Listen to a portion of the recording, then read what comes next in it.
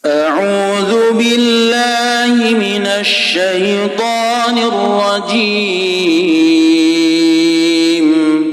بسم الله الرحمن الرحيم. Datang dalam sebuah hadis dari Anas bin Malik radhiyallahu taala anhu, diriwayatkan oleh Al-Imam At-Tirmidzi rahimahullahu taala dan selain beliau.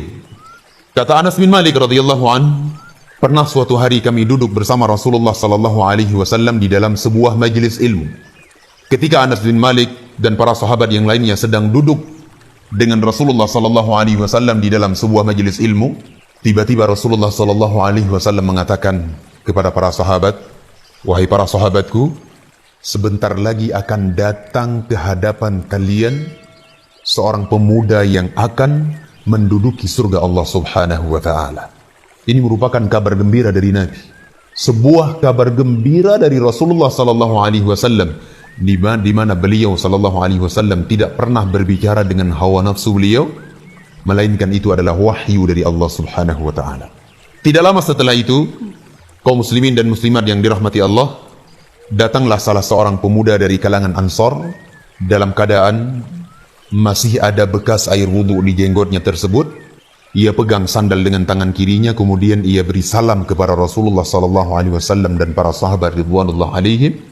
Setelah itu orang itu pun berlalu. Ia pergi melakukan aktivitasnya.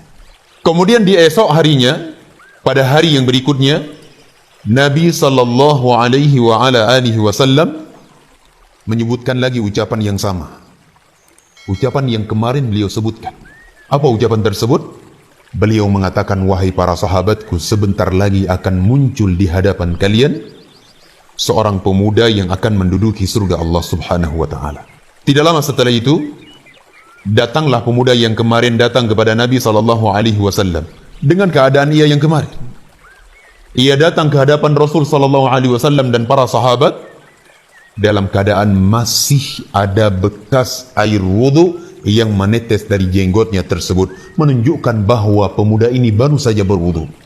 Ia pegang sandal dengan tangan kirinya, kemudian dia beri salam kepada Rasulullah sallallahu alaihi wasallam dan para sahabat. Setelah itu pemuda itu pun berlalu. Ia pergi. Kemudian pada hari yang berikutnya, Rasulullah sallallahu alaihi wasallam mengucapkan lagi ucapan tersebut. Diulang lagi oleh Rasulullah sallallahu alaihi wasallam untuk yang ketiga kalinya. Beliau mengatakan kepada para sahabat, "Wahai para sahabatku, akan muncul sebentar lagi di hadapan kalian seorang pemuda yang akan memasuki surga Allah." Coba dibayangkan, satu kali saja sebenarnya sudah cukup pengkhabaran dari Nabi SAW terhadap pemuda tersebut bahwa ia adalah penduduk surga Allah. Namun di dalam hadis ini, Nabi sallallahu alaihi wasallam mengulang sampai 3 kali, 3 hari berturut-turut. Sehingga keadaan ini membuat Abdullah ibnu Amr ibn al-As radhiyallahu an, salah seorang sahabat yang mulia, beliau penasaran dengan pemuda Ansor tersebut. Sehingga beliau mengikuti jejak perjalanan pemuda Ansor tersebut sampai ke rumah pemuda Ansor itu. Ketika Abdullah ibnu Amr ibn al-As sampai ke rumah pemuda tersebut, beliau mengatakan kepada pemuda Ansor itu, "Wahai pemuda Ansor, sesungguhnya aku sedang ada masalah dengan ayahku, dengan orang tuaku. Berikan aku izin untuk tinggal di rumahmu selama 3 hari 3 malam." Padahal sangat memungkinkan Abdullah ibnu Amr ibn al-As untuk tidur di masjid bersama ahlu suffah, bersama Abu Hurairah, bersama para sahabat yang lainnya yang tidak memiliki rumah. Namun Abdullah ibnu Amr ibn al-As radhiyallahu an meminta izin untuk tinggal di rumah pemuda Ansor tersebut 3 hari 3 malam. Tidak lain tujuannya kecuali beliau ingin lihat amalan apa yang dilakukan oleh orang tersebut, sehingga Rasulullah sallallahu alaihi wasallam memberi kepadanya kabar gembira surga. Kemudian pemuda Ansor tersebut mengiyakan dan membolehkan Abdullah ibnu Amr ibn al-As untuk tinggal di rumahnya 3 hari 3 malam. Lewatlah 1 hari 1 malam, 2 hari 2 malam, 3 hari 3 malam. Abdullah ibnu Amr ibn al-As radhiyallahu anhuma beliau tidak mendapati ada amalan yang banyak yang dilakukan oleh pemuda Ansar tersebut. Amalannya sedikit, tidak banyak. Datang dalam riwayat yang lainnya disebutkan bahwa pemuda tersebut ia tidak melakukan qiyamul lail, amalan yang sangat mulia. Didapati oleh Abdullah bin Amr bin Al-As, orang tersebut tidak melakukan qiyamul lail. Sehingga keadaan yang seperti ini membuat Abdullah bin Amr bin Al-As radhiyallahu anhuma bertanya kepada pemuda tersebut. Beliau mengatakan, wahai pemuda Ansar, aku duduk bersama Rasulullah sallallahu alaihi wasallam dan para sahabat yang lainnya.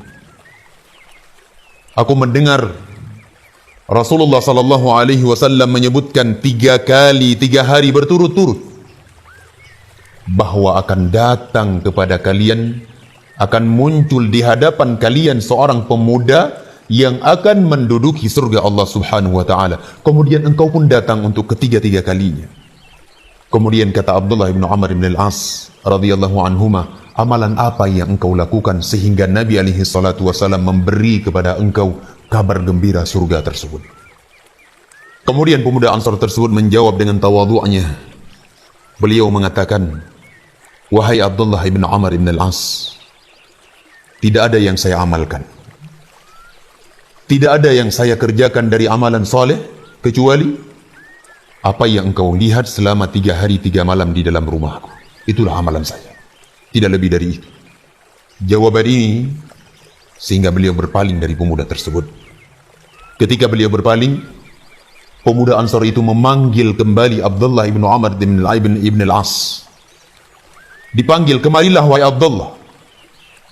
Ketika Abdullah bin Amr bin Al-As datang kepada pemuda tersebut, pemuda itu kembali mengatakan, wahai Abdullah ibnu Amr bin Al-As, tidak ada yang saya lakukan dari amalan kecuali yang engkau lihat selama 3 hari 3 malam di dalam rumahku. Itulah amalan saya.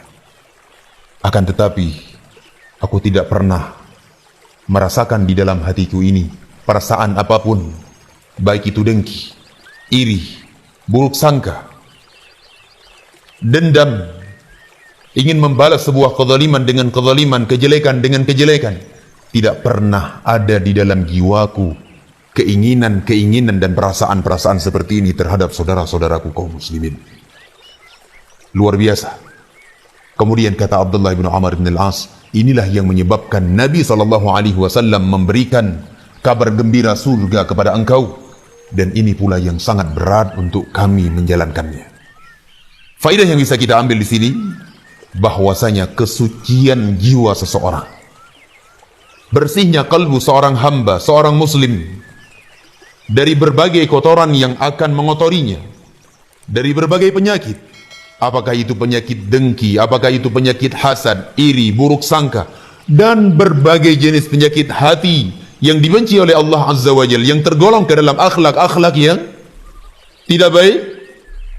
Ketika kita berupaya membersihkan ini, maka kita akan mendapatkan surga Allah Subhanahu wa ta'ala Rabbul Alamin.